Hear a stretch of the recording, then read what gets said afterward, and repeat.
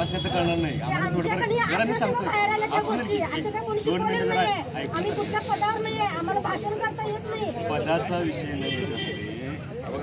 मी पद आणि हे जरा बाजूला ठेवा. काय तुम्ही आता सरकार म्हणतोय की नाही 8-9 महिने 10 महिने तुम्ही प्रयत्न केला बघा. एक जरा असेल मी काय म्हणतो 15 महिने असेल. काय तुम्ही ग्रामपंचायतला अर्ज दिलता, तुम्ही सांगितला, आपण पण ग्रामपंचायत वतीने मिटवायचा प्रयत्न केला.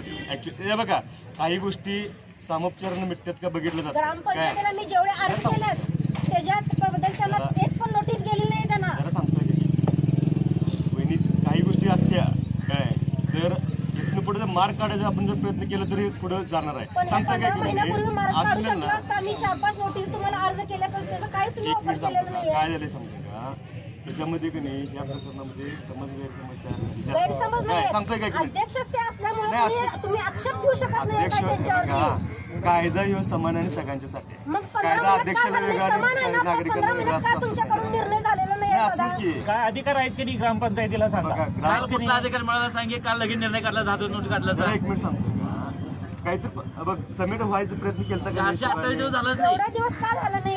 झालाय की नाही काय बसलो असतो आम्ही अगोदर आपण प्रयत्न केले की नाही. काय प्रयत्न केलायचा सांगा.